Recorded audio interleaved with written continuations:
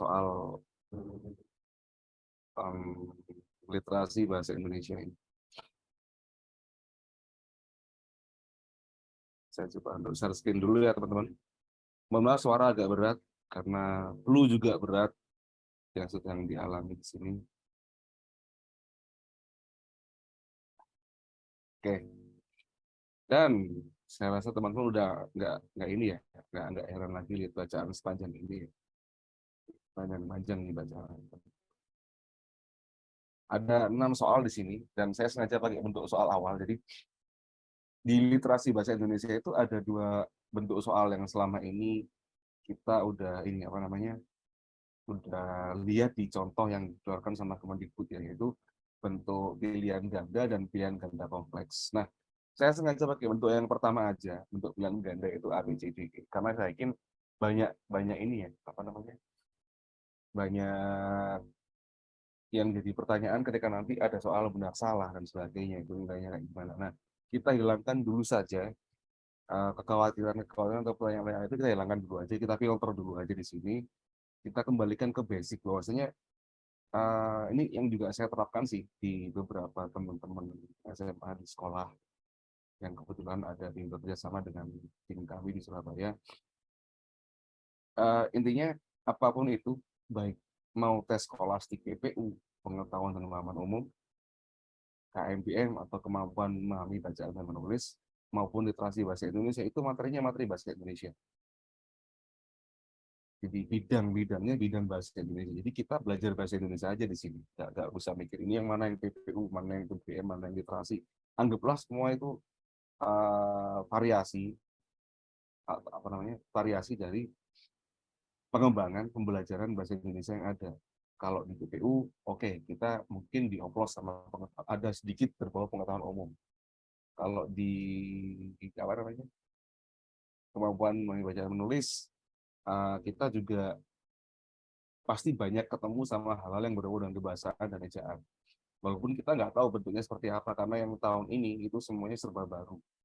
Semuanya serba baru, mulai dari nama sampai konsep tes dan subtes yang ada dalam SNBP ini baru.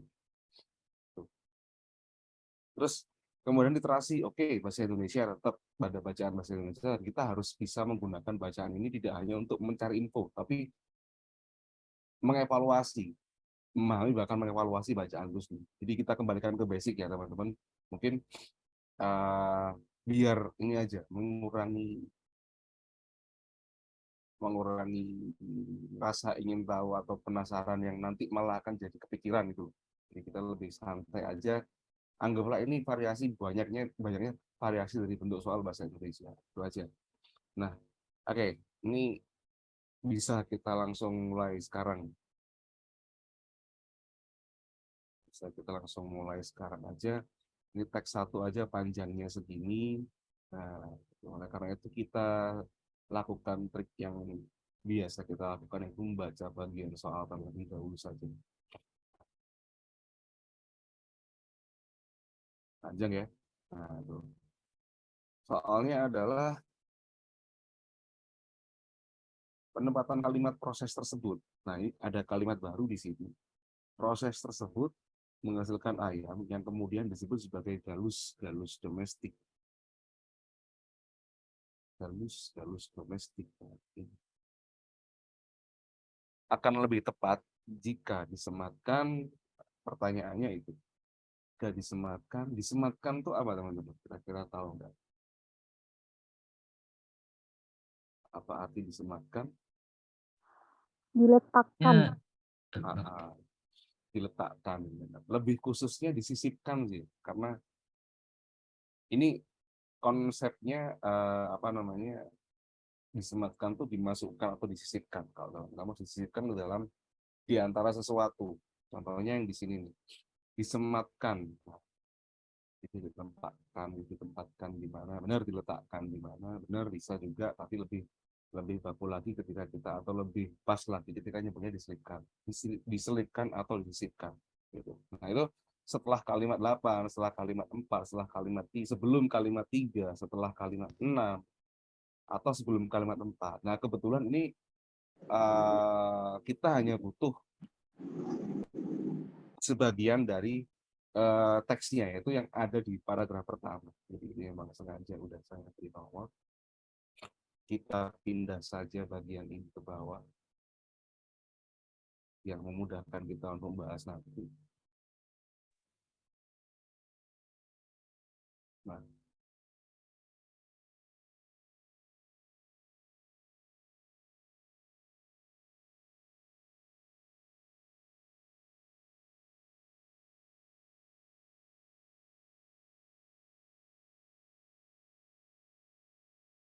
di dalam soal itu ditempatkan. Pertama, di antara kalimat 1, 2, 3, 4, 5, 6, 7, 8, itu 1, 5 udah jelas. Saya coret dulu aja ya. 1 dan 5 enggak ada. 1, 2, dan 5 lebih tepatnya enggak ada di situ. Coret dulu saja biar tidak membuat ribet. Kemudian kalimat 1, 2 udah, terus kalimat 5. Jadi kita hanya fokus ke yang ada di pilihan jawaban sekarang. Santai. Kita hanya fokus. Loh, kalau salah lagi bisa dikeluh. Ya, main jelek apa? Nggak tahu, nggak masuk. Jadi kita hanya fokus yang ada di pilihan jawaban ya. 3, 4, 6, dan 8. Nah, terus di sini saya coba untuk fokus ke kata proses, karena di dalam kalimat yang diambil tanda petik di soal ini itu ada kata tersebut, berarti sebelum kalimat ini harus ada satu kata atau satu kata kunci yang mengindikasikan proses. Proses itu kan sesuatu yang sedang berlangsung atau sedang berjalan, ya kan? Nah, di antara kalimat 3, 4, 6, dan 8 ini manakah yang masih ini apa namanya memiliki atau yang mengindikasikan ada peristiwa yang sedang berjalan atau proses tadi itu.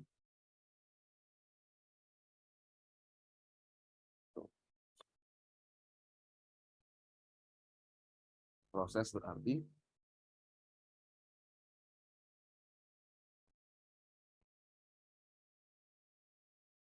suatu atau hal yang sedang berjalan, berlangsung. Nah, karena ada kata tersebut, maka dia pasti merujuk pada bagian sebelumnya kan.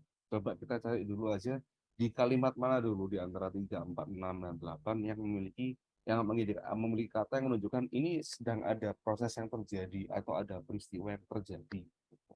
Di kalimat 3, teman-teman, ini saya bedakan dulu aja warnanya biar tidak bingung.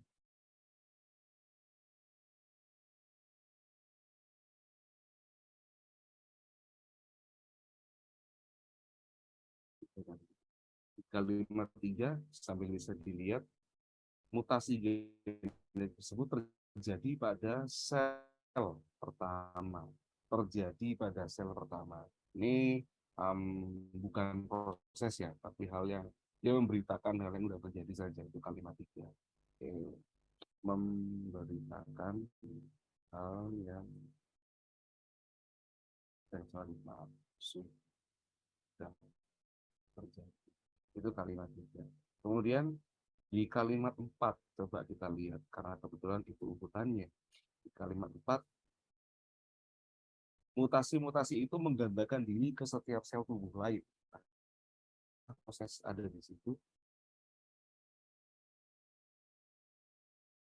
Apakah proses ada di situ? Kalau kita kalau kita perhatikan kata menggandakan diri, berarti memang ini proses. Coba ya, berarti di kalimat 4 ada kata proses. Kalau kita mengacu lagi ke bacaan ini, ketika di awal soal ada kata proses tersebut berarti dia harus merujuk ke kalimat sebelumnya.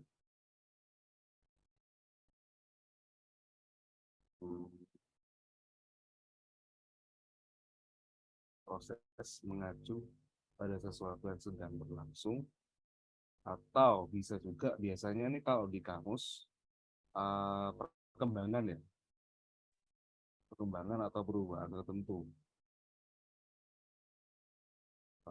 Ya, perkembangan atau perubahan tertentu.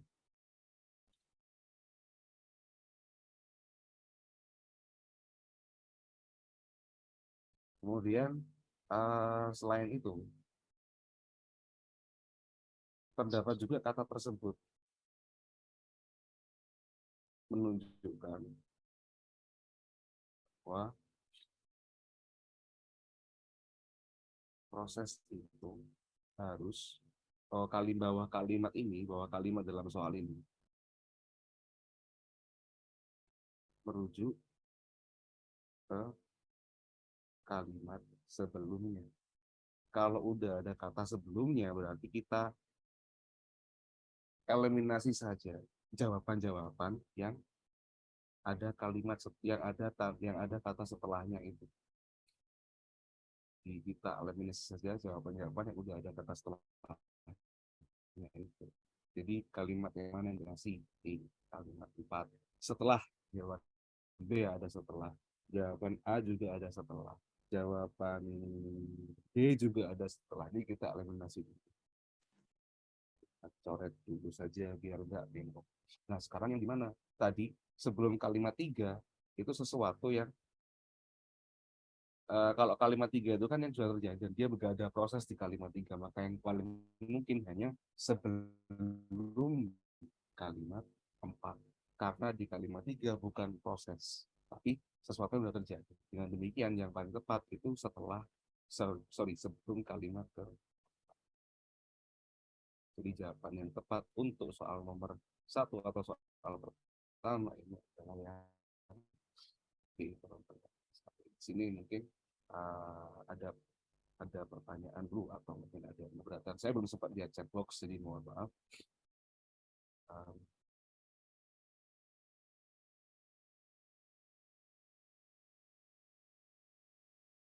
Saya belum sempat lihat chat box, jadi mohon dimaafkan dulu.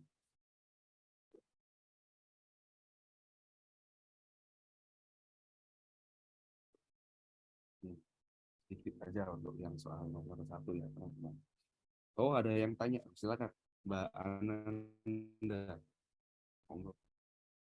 Iya. Sebelum kalimat 4. Iya benar. Ini ada miss di sini. Bukan B, Pak. Kalau sebelum kalimat 4 berarti dia merujuk kalimat 3. Benar juga ya. Nah, jadi di sini ada yang tricky. Apabila setelah kalimat yang keempat, maksud saya benar.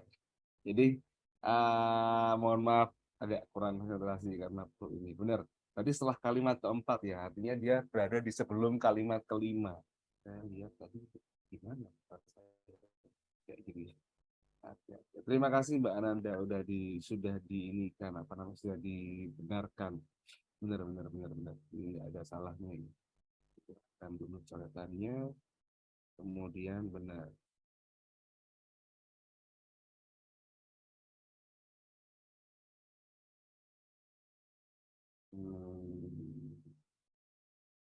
Jadi dia mengacu ke kalimat yang sebelumnya. Proses tersebut mengacu pada ini saya tulis jelas di sini, tapi bisa begitu salahnya.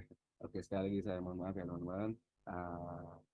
Penampilan perdana setelah sakit agak lama dan masih kena flu ini lumayan. Jadi yang harus kita coret tadi itu sebenarnya kata kata sebelum ini, karena merujuk kalimat sebelumnya berarti dia ada di setelahnya. Terima kasih sekali lagi teman-teman dan Mbak Ananda khususnya udah ngingetin tadi ya. Iya, Mbak ya kalau nggak salah. Tuh.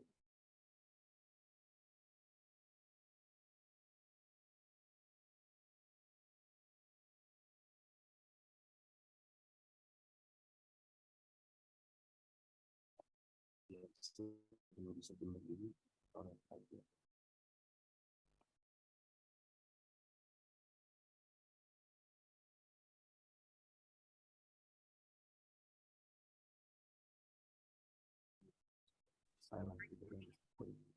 Baik, barangkali ada yang menemukan kejanggalan lagi, silakan kita belajar sama-sama. Yuk di sini. Mungkin ada yang masih bingung disematkan tuh tadi apa ya? Saya tuliskan. Sematkan itu artinya disisihkan. Kalau bisa juga sinonimnya diletakkan, boleh tempatkan, boleh dan sebagainya. Jadi banyak kosakata yang sama, yang mirip dengan itu ya. Nah, oke. Mungkin lebih baik kita lanjut ke nomor 2 dulu.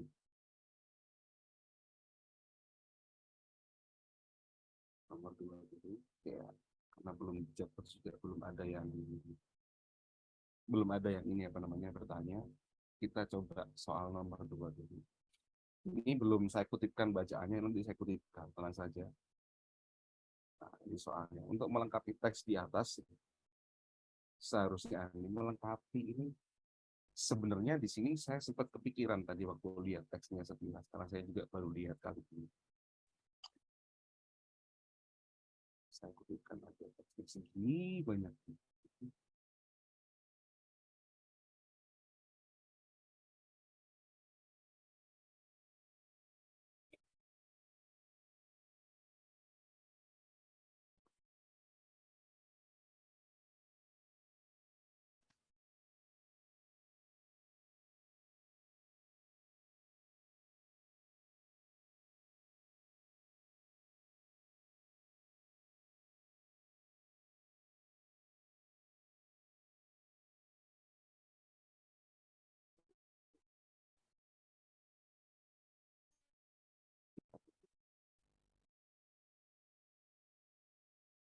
Paragraf 1 tadi sampai kalimat 8, jadi paragraf 2 mulai ini ya teman-teman, oleh kata itu.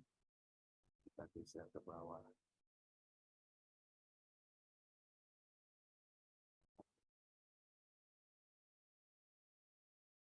Yang bawah kita geser lagi biar turun. Karena kayaknya butuh penjelasan ya kalau lihat soalnya sekilas tadi. Agak panjang juga. Untuk paragraf 1 sepertinya kita boleh hapus dulu aja ya. Di paragraf 1 kita hapus dulu aja. Karena intinya kali ini untuk menjawab teks ini ada di paragraf yang kedua sepertinya. Kita coba, karena kalau yang paragraf tadi kita udah jelas, yaitu dia jelasin tentang ayam, belum spesifik masuk ke telurnya. Sementara di sini tadi waktu kita sisir coba sekilas bacaan soalnya itu semuanya ada kata-kata telur, telur, telur, telur. Hanya ini, yang ini pertumbuhan ayamnya ini hanya satu yang apa namanya, yang pakai kata kunci ayam di pilihan jawaban. Itu teman-teman. Ini sedang saya coba ya. Jadi kalau biasanya gini, walaupun kita sekarang belajar materi bahasa Indonesia ya, Mbak Ananda ya tadi tanya juga ada cara cepatnya kalau untuk soal nomor 2 ini, sekalian kita interaksi aja di sini. Kalau untuk hal yang berbau kebahasan atau baca atau ejaan mungkin bisa, tapi karena ini soalnya soal literasi dan teksnya itu sudah segini banyak, walaupun kalau di bahasa Indonesia ini uh, istilahnya dia itu kayak kita melengkapi kalimat ini yang tepat mana, tapi kan kalau di bahasa Indonesia di BBM itu biasanya dengan konjungsi, bisa aja kalau cepat seperti itu, tapi yang seperti ini agak ribet kalau kita harus cepat. Tapi tenang, sabar. Di sini tadi saya udah langsung mulai dari pilihan jawaban, ada kata kunci telur, jadi kita coba mulai dari paragraf 2 karena di paragraf 2 itu diawali telur. Nah, jadi yang paragraf 1 saya hilangkan saja dulu, yang paragraf 2 baru kita gunakan untuk mencari jawaban mana yang tepat. Di sini ada kata telur. Yang satu tadi masih ngomongin ayam ya. Sementara opsi yang ngomongin ayam itu hanya opsi E saja. Untuk sementara kita bisa abaikan dulu opsi E. Gitu. Dan dia nggak menunjukkan apa loh ini, soalnya tidak menunjukkan apakah itu harus kalimat, apakah itu harus eh, apakah itu harus kata, tapi lebih ke hal lain selain teks. Contohnya ada tabel di sini. Ada tabel, teman-teman lihat, silakan. Kata kunci berikutnya ya, ada tabel. Tabel, bentuk revolusi, dan skema. Ini keyword berikutnya yang kita perhatikan. Ada yang masih ingat nggak perbedaan antara tabel dan skema? Ini pelajaran SMP tuh kalau nggak salah, di bahasa Indonesia lah ya, pelajaran SMP. Gitu. Ada yang masih ingat? Kalau nggak ada, coba saya ingatkan sedikit. Apa namanya?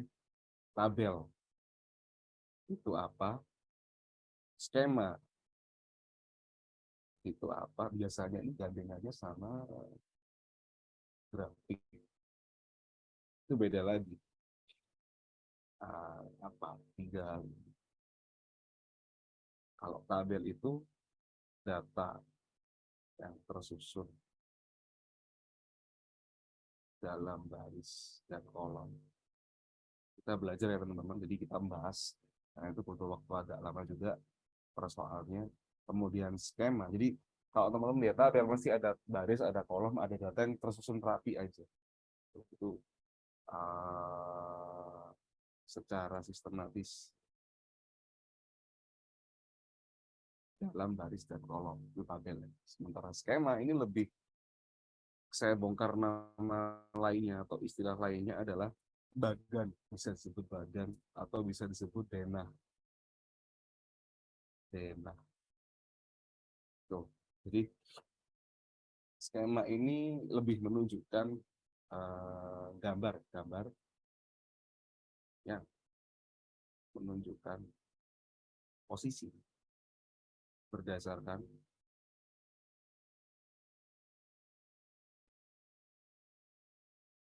urutan tertentu, berdasarkan urutan atau hierarki tertentu. Nah, itu nulis kata hierarki seperti itu yang bagus, monggo diperhatikan. Kemudian yang terakhir grafik. Grafik ini pasti ada naik turunnya data.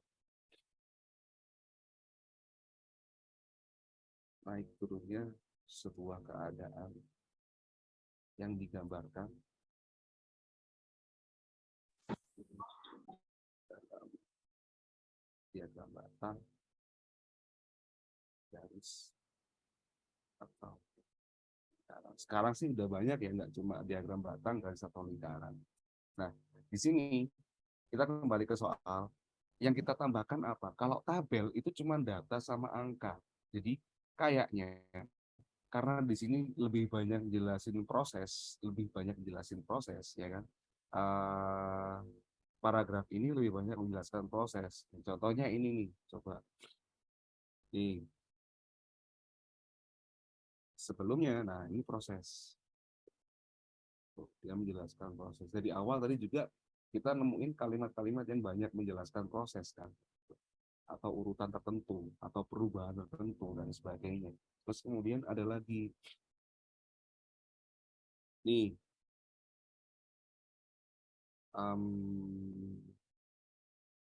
bagaimana? Nah ini peneliti menemukan proses pembentukan, proses lagi pembentukan kulit telur ayam sebagian besar bla bla bla bla. Terus sumber kalsium itu didapatkan dari sumber makanannya. Terus untuk membentuk cangkang, kalsium itu perlu disimpan dalam kristal CaCO3. Dan proses ini sangat bergantung pada keberadaan sebuah protein yang disebut ovocladin 17 yang hanya dapat ditemukan di ovarium awal. Ovarium ayam. Protein ini berfungsi dan sebagainya. Nah, ini proses semua. Jadi, selain penjelasan tentang telur ayam dan cangkangnya dan kemudian sejarahnya kayak gimana ya, sampai di sini juga ada, nanti aja kita bahas setelah ini. Bagian ini juga, paragraf ini juga dia jelasin ini loh, pembentukan telur ayam itu kayak gini gini gini gini gini gini sebagainya. Bahkan apa namanya, yang dia bahas tuh kerasnya ya, kerasnya. Jadi kerasnya cangkang telur ayam itu kayak gimana, nah itu yang apa namanya dibahas di sini gitu. Nah, pertama tuh dibahas kalau ini telurnya itu tidak mengering atau tidak mengeras. Ternyata kemudian kok bisa jadi keras itu gimana ceritanya?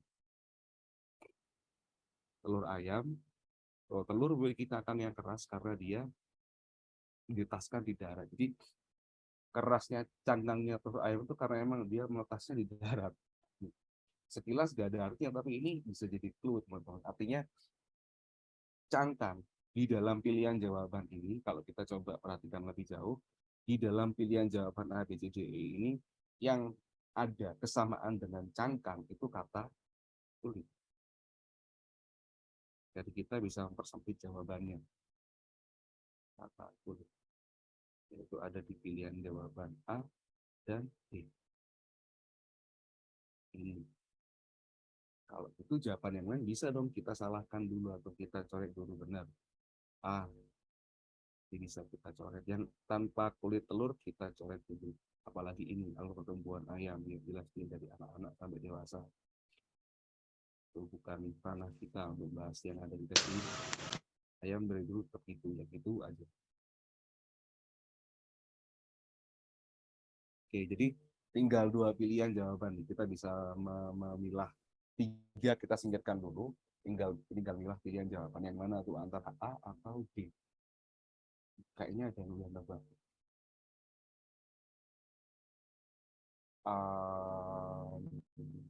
Oke, banyak yang nebak D.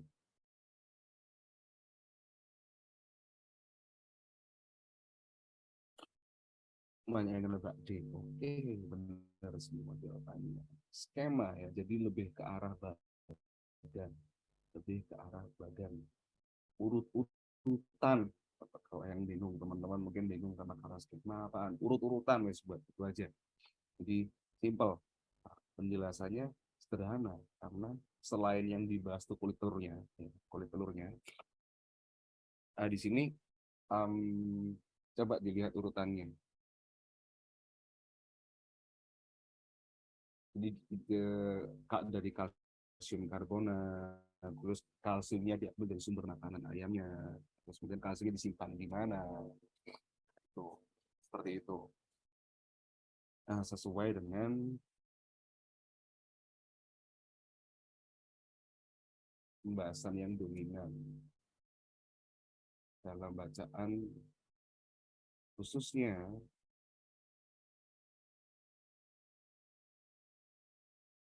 dalam pada paragraf 2 yang banyak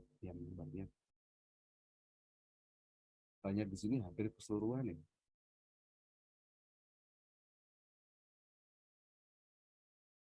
Membicarakan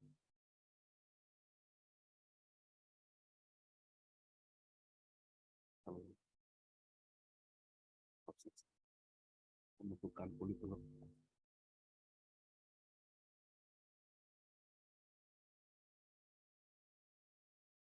Itu penjelasan yang paling pas untuk soal nomor 2 ini.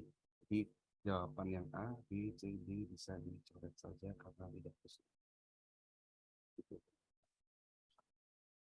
Oke, tadi Mbak Ananda nanya lagi tuh di chat, coba saya ingin ini apa namanya lihat kok menarik pertanyaannya.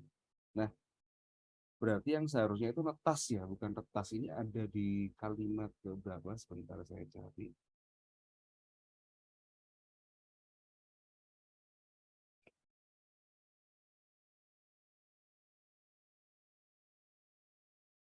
Ditetaskan. Yang benar tetas, justru tetas, TETAS. Nah, tetas sih, tetas, yang benar justru tetas. Memang kalau di kamus sih adanya tetas, bukan netas, Mbak. Jadi di KBBI itu kata yang baku itu tetas. Tetas itu kata kerja dan dia langsung merujuk ke artinya langsung menetas. Ini Karena ada menetaskan, maka muncullah kata ditetaskan. Kalau teman-teman cari di KBBI itu nggak ada ditetaskan gitu, nggak ada. Ini yang saya ngomong yang aplikasi ya, bukan yang ini,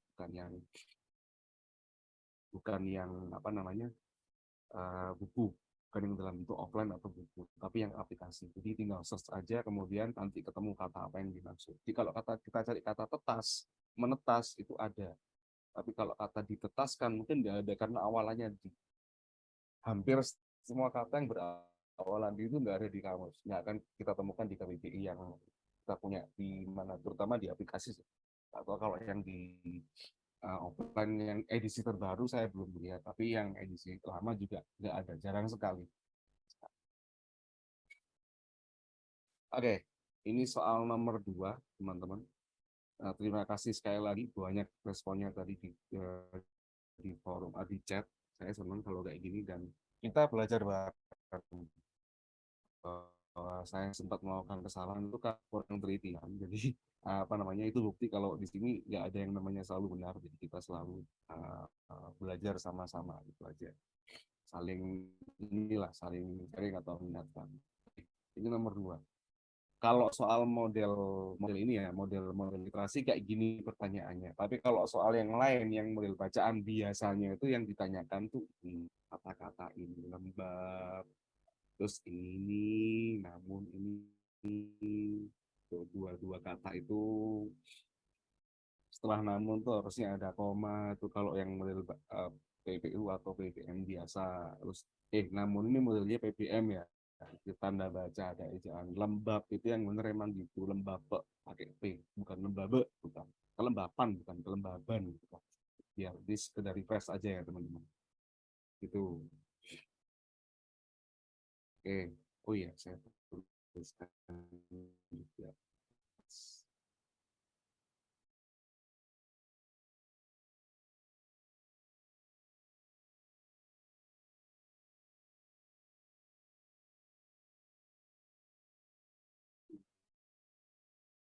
Nah, kalau pengen arti menetas sendiri, sebentar kita cek di KBBI.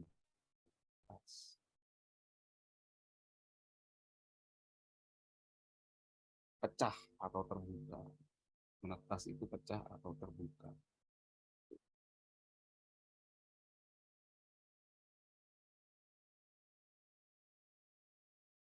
Itu sama sebenarnya juga di KBBI.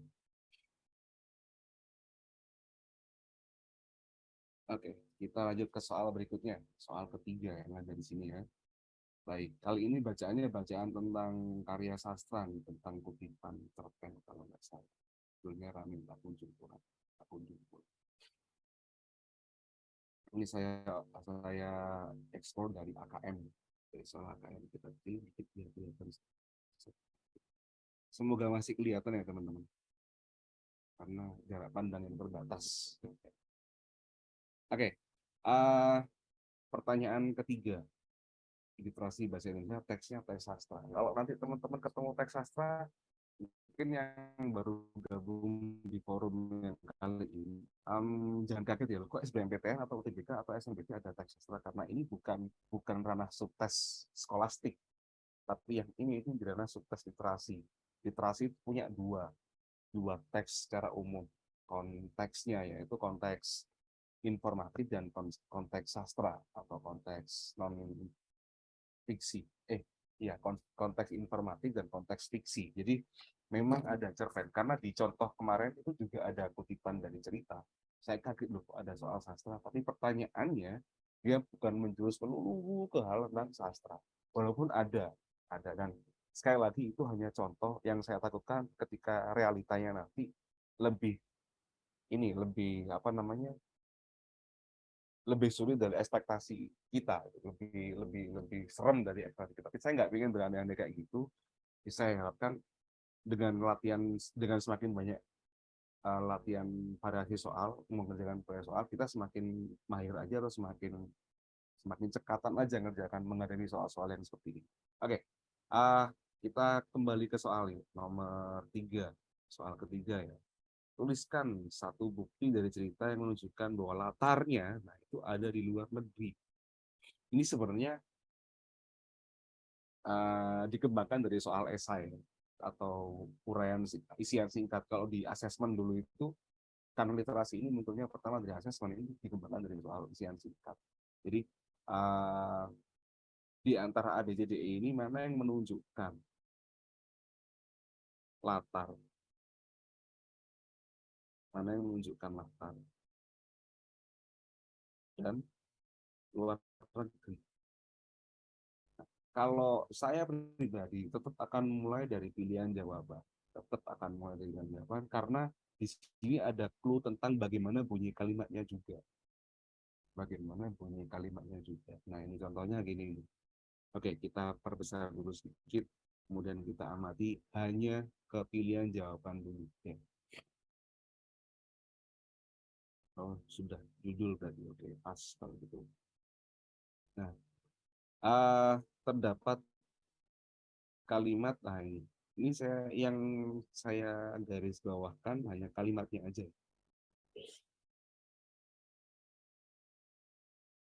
Tidak ada indikasi kalau ini setting luar negeri ya, teman-teman.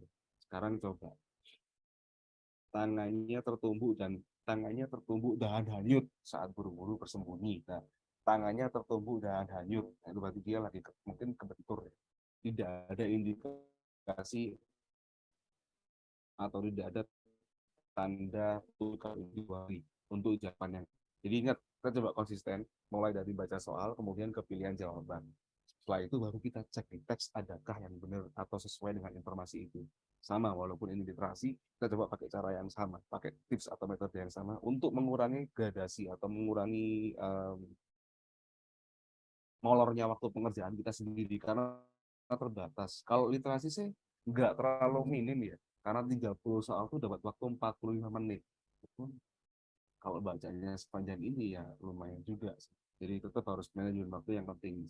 Nah, tidak terdapat setting luar negeri.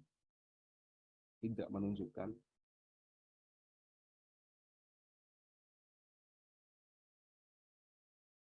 latar tempat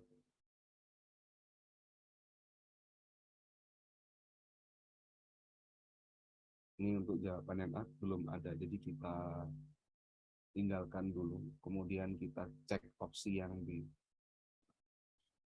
Terus kata tengkulak, terdapat kata tengkulak pada paragraf kedua. Kita baru ngecek pilihan jawaban, teman-teman, belum menyesuaikan dengan bacaan ya. Itu nanti tengkulak ini artinya apa? Tengkulak adalah apa kira-kira? Terbaring bukan? Gimana? Terbaring bukan sih? Saya kurang tahu. Itu tengkurap, Mas. Salah ya? Iya. Tengkulak itu, nih saya beri tanda. Oh, nanti saya miringin aja, Mbak. Tengkulak itu semacam kayak pedagang. Jadi bukan tengkurap, tapi pedagang. Makelar lah. Jadi, misalkan ada orang, ada petani ya di desa, terus dia jual hasil panennya ke tengkulak. Tengkulak ini yang masarkan di kota, tapi biasanya harganya miring banget, beda dari koperasi atau KUG dan sebagainya. Pedagang perantara kita nyebutnya kayak gitu.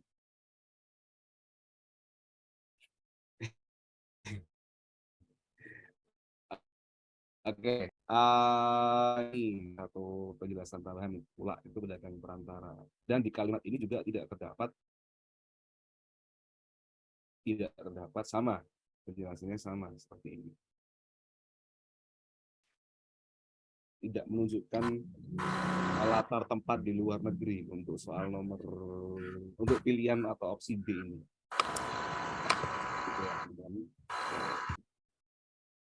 Kemudian yang opsi C, terdapat kata dideportasi. Nah, dideportasi ini apa nih kira-kira nih? Kok berat bahasanya? Dibalikan ke negara asalnya. Boleh seperti itu. Ada juga loh yang nggak sampai ke negara asalnya, Mas. Jadi dibuang aja dia. Karena kalau di kamus itu, di kamus di KBBI itu, kata dideportasi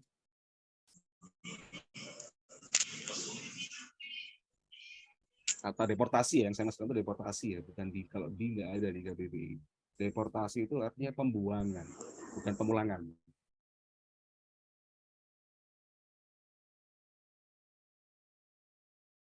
Seseorang ke luar negeri sebagai hukuman.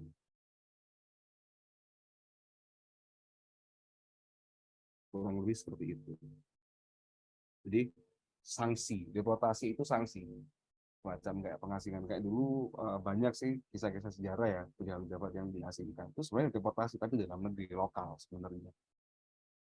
Versi lokal kayak gitu. Kalau di luar negeri lebih kejam soalnya deportasinya nggak cuma di tempat tertentu, tapi di luar wilayah mereka dan nggak diakui warga negara manapun. Nah, berarti yang kira-kira paling nyambung itu sebenarnya ini ya, jawaban yang C ini. Kita tandakan dulu aja. Kita tandakan dulu aja.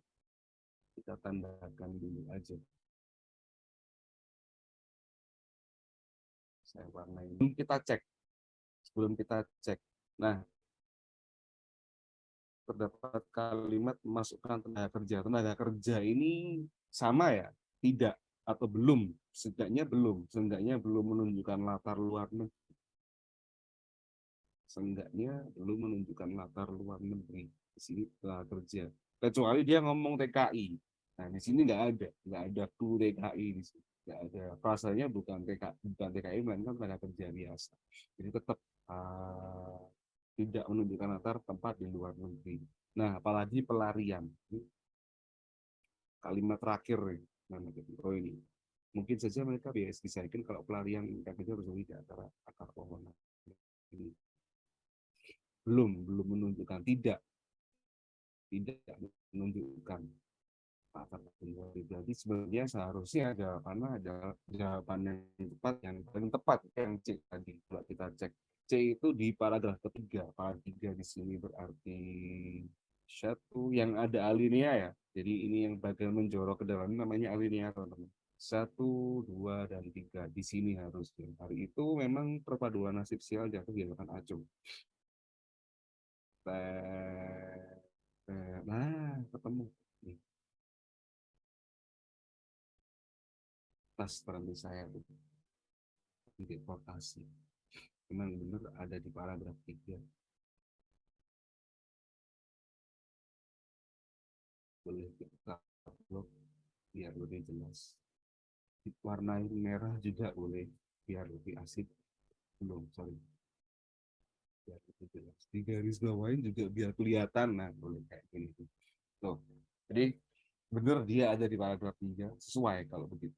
Artinya dari sekian opsi yang ada di atas ini satu-satunya jawaban yang paling memungkinkan, karena pengertian deportasi itu pengasingan ke luar negeri, pengasingan bukan dipulangkan ke negeri asal. Ternyata memang umumnya sekarang gitu ya, karena HAM itu apa? HAM itu kan atau mungkin hukum negaranya. Kalau negara yang hukumnya itu dia warga negara berdasarkan tempat kelahiran, contohnya kayak Indonesia, berarti dia lahir di Indonesia, warga negara Indonesia. Mungkin dia dipulangkannya, kalau dia dihukum di Arab, dipulangkannya ke Indonesia. Tapi untuk warga negara yang menganut apa? Jus sanguinis. Jus sanguinis kalau di tata negara itu nggak akan berlaku hal seperti ini. Karena kelahiran mereka itu bukan berdasarkan ini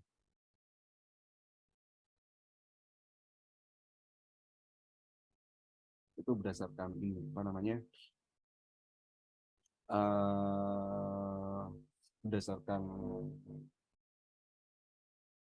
kelahiran. Kalau nggak salah, kalau ayahnya warga negara Amerika ya oke, dia dianut warga negara Amerika, mungkin kayak gitu. Itu yang menganut Yusang ini kalau nggak salah. Kalau yang Yusoli ini baru menganut tempat di mana dia dilahirkan, di situ dia warga negara itu. Lupa ya, udah lama saya nggak nyentuh pelajaran tata negara soalnya. Oke, ini soal nomor berapa tadi? Ketiga. Masih ada satu teks untuk soal ramin.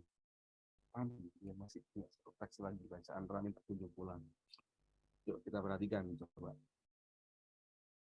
Soalnya adalah berdasarkan, nah ini mulai bau-baunya agak bau bahasa Indonesia, agak akrab dengan bahasa Indonesia. Bagaimana karakter Ramin? Bagaimana karakter Ramin? Tetap kita harus cari berdasarkan teks.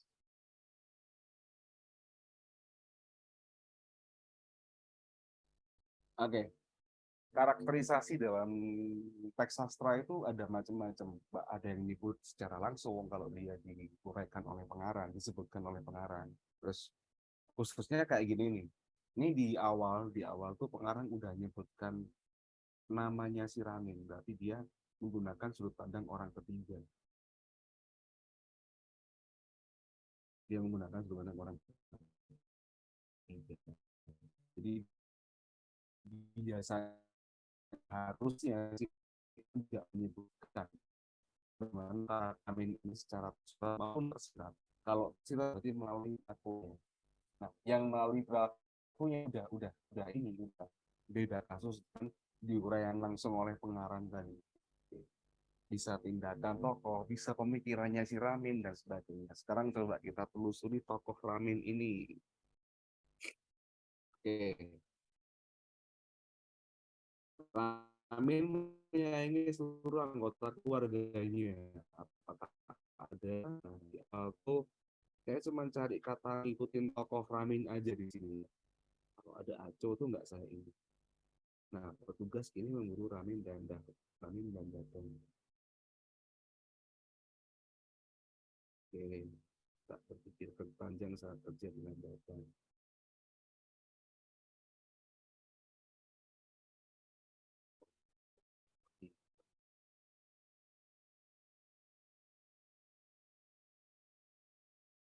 Kita belum kemudian aman. Terus kemudian yang penting ia bisa membawa pulang uang untuk menikahkan anaknya buat pengobatan sakit gula ayamnya dan sisanya bisa ia belikan mesin cuci yang saban hari diminta istrinya. Oke, sampai sini ini sebenarnya sudah jadi petunjuk yang kuat. Apakah dia menyayangi seluruh keluarganya? Iya. Itu lebih ke menyayangi atau ini dia melakukan kewajibannya sebagai bentuk tanggung jawab ya,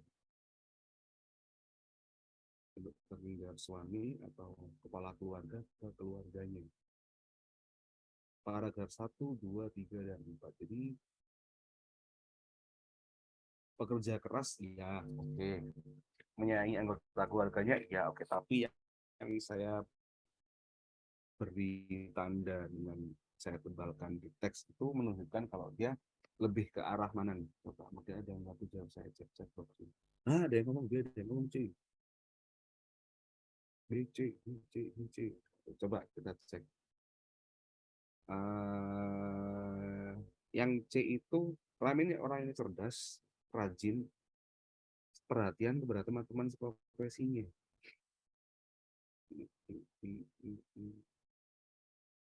Kalau ini gagal sebenarnya yang C ini. Kurang sesuai. Ini kurang sesuai. Kenapa? Karena di paragraf ke-1, 2, 3, 4, 5, di paragraf 5 terdapat keterangan ini. Nah, Amin tak mau nasib nahas. Tahu nahas nggak teman-teman? Nahas itu sial. Tidak sesuai dengan keterangan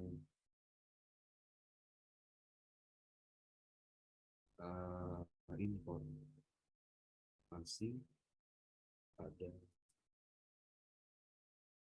tentang atau pendapat kami. Informasi pemikiran Ramin.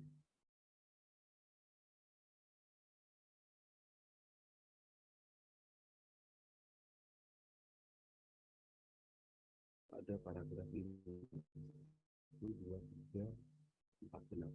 Jadi jawaban yang C ini justru kurang sesuai. Di situ dia ngomong, aku tak mau nas saya aco. Dia nggak mau nasibnya nas. Dan dia malah semangat untuk melarikan diri nih kayak di paragraf 5. Kita belum bahas keseluruhan. Kalau jawaban yang B gimana? Coba kita cek.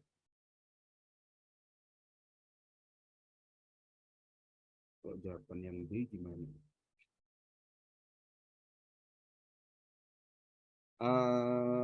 Orang yang bertanggung jawab benar, tapi cara yang ia lakukan salah. Sebenarnya ini kelihatan sih di bagian ini.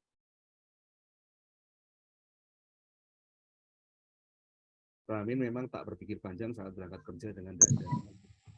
Ini kelihatan banget dia tuh salah. Dia salah di pekerjaan atau ingin mendapatkan uang itu dengan cara yang lebih cepat atau instan ya teman-teman. Jadi sehingga dia ikut ke jaringan tenaga kerja ke luar negeri tapi secara ilegal kayak gitu. Jadi sialnya si Ramin ini kayak gini.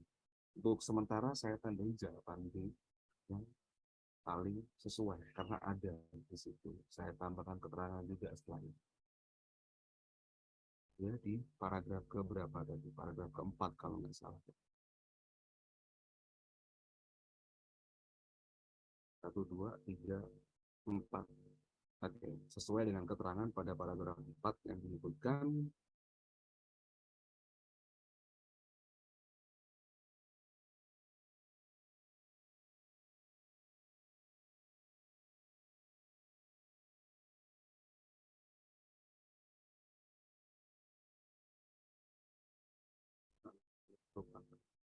salah satu atau lain terlibat lebih tepatnya gitu ya.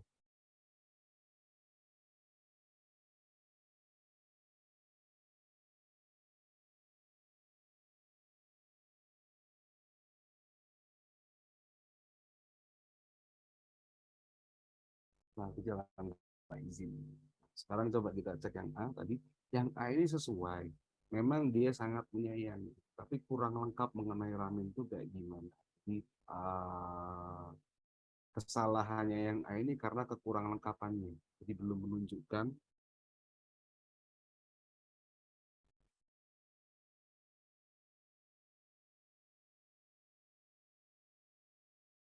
keseluruhan atau gambaran utuh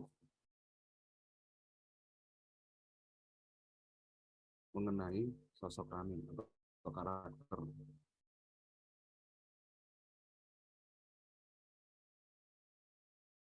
sifat dan sosok tokoh Ramin. Jadi belum utuh gambarannya. Jadi iya dia menyayangi keluarganya, tapi secara real, secara tekstual di sini yang ditunjukkan tuh bentuk tanggung jawabnya si Ramin ke keluarganya, keinginan dia untuk memenuhi tanggung jawabnya sebagai seorang kepala keluarga. Gitu. Terus yang D gimana? Ramin orang yang kasar, kasar nggak ada ya di teksnya, nggak disebutkan ya kata-kata kasar, terus jujur itu juga nggak disebutkan ya teman-teman. Jadi kita coret saja, ya tidak terngiang-ngiang gitu. Lagi jujur rajin. Nah, kalau kurang peduli itu sebenarnya enggak juga karena jadi dia perhatian ke orang tuanya kan ya. Di dalam ini yang ini juga salah atau tidak sesuai. Dia peduli bahwa kepeduliannya ke keluarganya, bikin bentuk keterangan tambahan ya kita jelasin.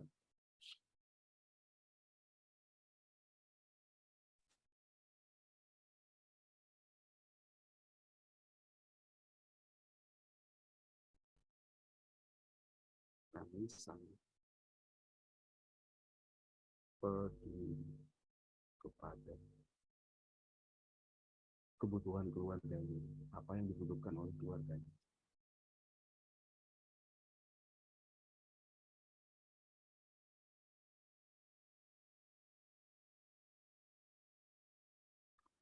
Jadi kalau maaf, lu berat serius. Jadi kalau dikatakan dia kurang peduli ya nggak benar juga. Dengan demikian yang paling tepat tetap jawaban yang di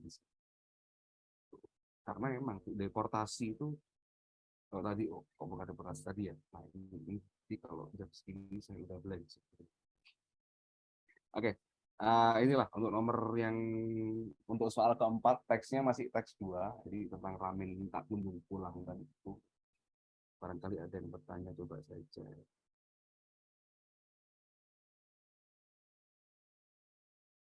Premis partikular kuantor eksistensial, ini ada lagi yang tanya. Ini ranahnya penalaran umum sebenarnya, Mbak. Jadi simpelnya gini, di penalaran umum itu ada simpulan, ada silogisme, dan bentuk silogismenya beragam. Jadi partikular tuh dia sebagian aja, kayak ada sementara, semua, sorry, ada pernyataan semua, sebagian. Nah, ini sebagian, ini partikularnya. Semua orang bermain bola, sebagian orang memakai sarung. Jadi kalau disimpulkan semua orang bermain bola atau sebagian orang bermain bola dan memakai sarung. Kalau dikatakan semua orang bermain bola dan memakai sarung, maka salah. Tapi kalau dibilang sebagian orang bermain bola dan memakai sarung, itu masih sesuai dan bisa jadi simpulan. Jadi premis partikular itu bagian yang tidak semuanya tadi. Sekedar tips aja, kalau mungkin belajar sama Bunta ya nanti biasanya yang langsung ya. Pada praktiknya istilah-istilah yang disebutkan sama Mbak Nanda tadi lebih nggak akan nggak akan muncul sebagaimana apa yang dimaksud dengan premis ini, tidak, tapi lebih ke praktis. Kalau teman-teman coba mengerjakan silogisme seperti simpulan yang ada kayak tadi yang saya sebutkan tadi, jadi ada contoh nanti ya, kita bahas nanti setelah menyelesaikan materi ini Mbak Nanda ya, gitu. Sedikit. Jadi intinya partikular atau part atau sebagian. Jadi ada pernyataan sebagian, ada pernyataan tidak semua, ada pernyataan sementara, itu bisa masuk ke dalam premis ini. Tapi ini ranahnya sudah ranah penalaran, bukan ranah literasi. Jadi agak berbeda jauh nanti kalau kita bahas sama topik yang kali ini. Oke, atau masih ada 2 soal sih sebenarnya. Kita coba dulu soal yang pertama dari 2 soal terakhir. Nah ini tentang literasi budaya, yang merupakan perwujudan literasi budaya dan kewargaan, kecuali berarti yang bukan ya. Teksnya juga lumayan panjang, kecuali berarti yang bukan. Saya garis bawahin biar nggak lupa. Biasanya saya suka lupa kayak tadi itu, lu nggak ada yang benerin, teman-teman. Oke, literasi budaya. Sini di paragraf awal udah kelihatan. Memahami dan bersikap terhadap kebudayaan Indonesia sebagai identitas bangsa. Terus literasi kewargaan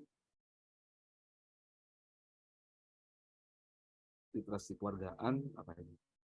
Kemampuan memahami hak dan kewajiban sebagai warga negara. Oke. Terus disimpulkanlah sama dia dengan demikian, literasi budaya dan kewargaan merupakan kemampuan individu dan masyarakat dalam bersikap terhadap lingkungan sosial ya.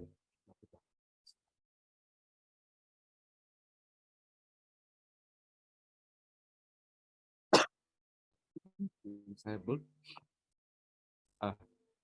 jadi dalam bersikap terhadap lingkungan sosial sebagai bagian dari suatu budaya dan bangsa. Nah, produk-produk budaya itu kayak apa sih? Coba kita sisir jawaban yang A.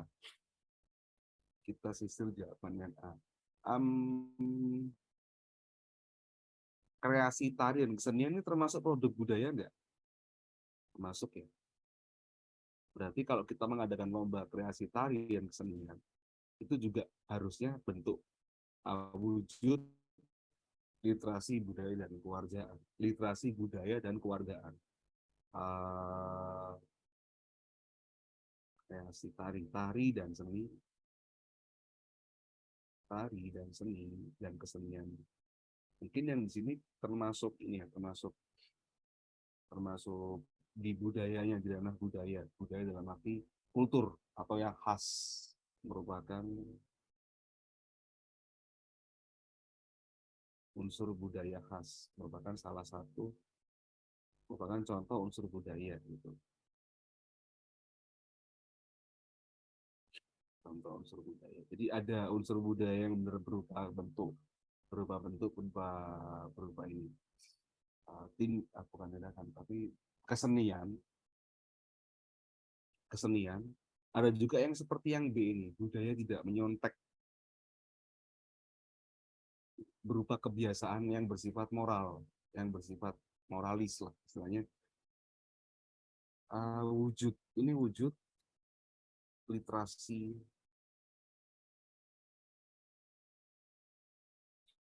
kewargaan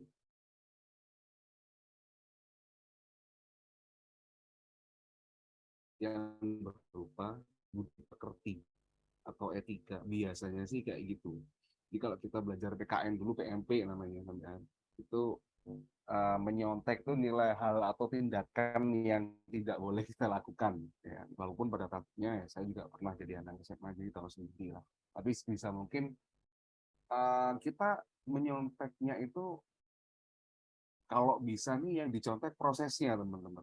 Dalam artian misalkan saya punya teman, dia ngerjakan soal fisika atau kimia, kok bisa lancar. Saya coba untuk mempelajari gimana caranya dia mengerjakan. Karena pada saat tertentu, dia nggak mungkin ada bersama saya terus. Sehingga mungkin saat dia nggak ada, kita masih bisa kerjakan soal yang tadi kita nggak bisa. Itu lebih elegan sih. Jadi nyonteknya pada saat belajar, bukan pada saat tes atau ujian.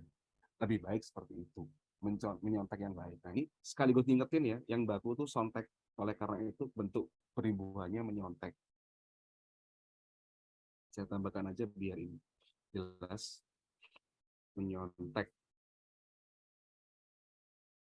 berasal dari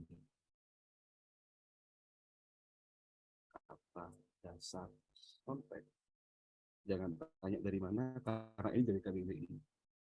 Yang ada itu sontek. Jadi sontekan massal. Sontekan masalah saya dirikan. Kata dasarnya juga saya diri. Sontek yang baku. Oke, 1, 2 masih bisa tuh, literasi budaya dan kewargaan masih bisa. Terus gotong royong ini jelas budaya ya. Gotong royong ini masih wujud literasi budaya. Kayaknya ini jadi soal terakhir kita deh, Mas Rizal atau Mas Rizky dari Lagenta ya. Karena waktunya udah jam 11 lebih juga. Mungkin teman-teman yang baru gabung nanti bisa lihat rekaman live-nya, recording-nya. Nanti kembali ke sini, gotong royong. Ini salah satu wujud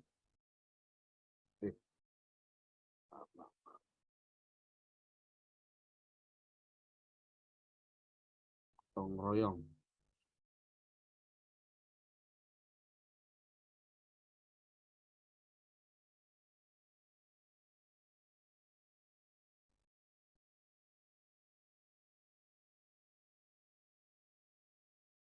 Wujud kewargaan.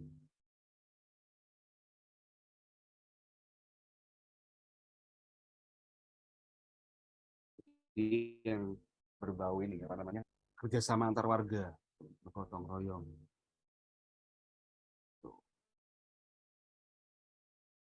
Nah, lagi nih yang D, tinggal 2 opsi, menjaga kebersihan sekolah atau lingkungan rumah. Tentunya kebersihan lingkungan dan sekolah. Menjaga kebersihan lingkungan lah, ini saya nggak peduli di sekolah apa di rumah, itu juga jadi salah satu budaya. Kalau kita berliterasi ini, kita kalau kita paham pentingnya kebersihan, maka kita akan melakukan di bentuk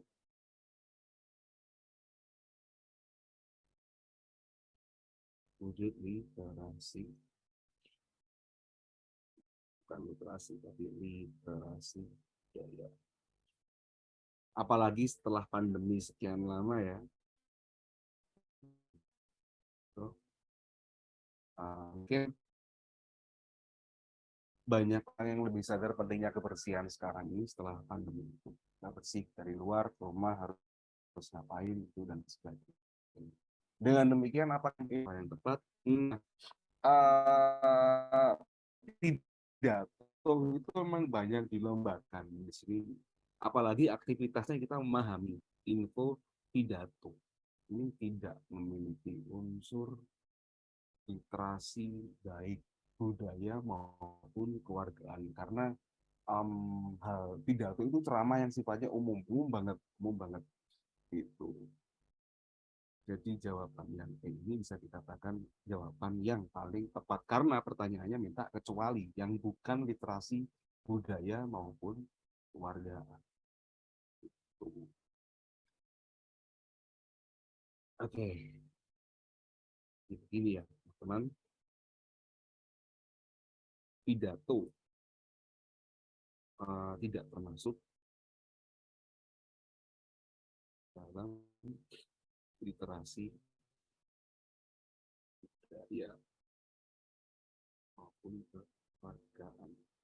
Walaupun kalau kita katakan pidato itu apakah bentuk literasi? Bisa, tapi bukan literasi budaya maupun keluarga, tapi literasi membaca dan literasi berbahasa. Karena kemampuan berbicara itu sangat dibutuhkan pada saat kita berpidato. Nah, ini soal yang terakhir kita bahas pada pertemuan kali ini. Saya kembalikan ke Mas Rizal dan tim dari Madenta, Mas Rizky juga. Ada yang mau ditanyakan atau ada yang mau tanya?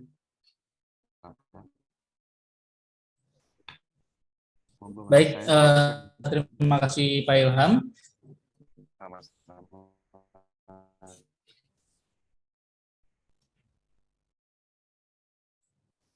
Oke, jadi terima kasih teman-teman yang udah ikut forum diskusi minggu hari ini.